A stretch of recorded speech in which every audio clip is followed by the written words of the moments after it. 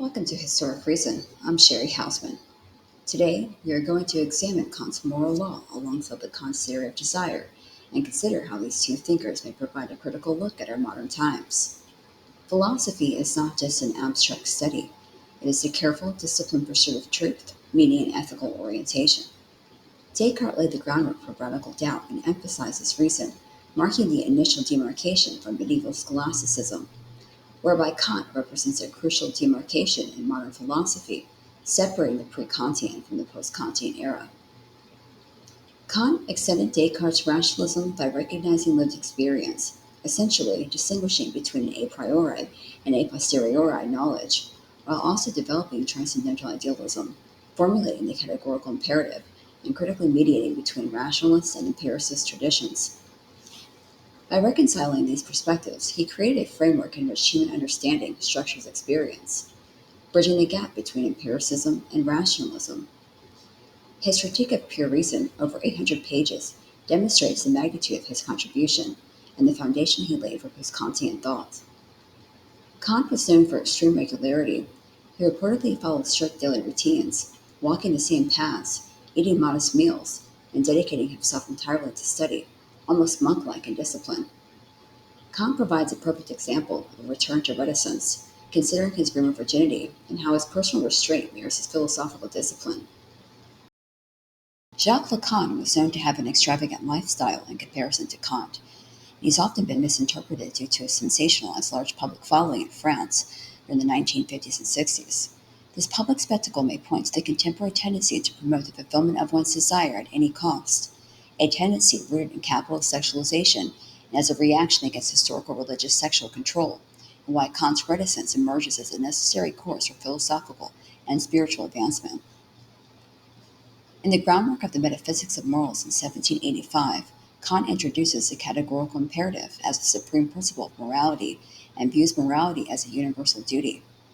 Quote, act only according to the maxim whereby you can at the same time will that it should become a universal law. Unquote. For Kant, morality is not about feeling or desire, but about autonomy through reason. His reticence, often mocked as austerity, was not repression, it was a reflection, a moral discipline, recognizing the dangers of collapsing ethics into appetite. His rumor of virginity becomes symbolic of his refusal to let desire dictate truth. He also writes in Critique of Practical Reason, quote, two things fill the mind with ever new and increasing admiration and awe, the starry heavens above me and the moral law within me, unquote.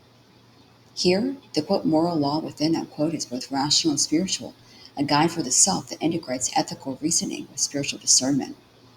Kant saw morality as inseparable from spiritual reflection, the capacity to discern the ethical weight of our actions beyond mere social expectation or personal inclination.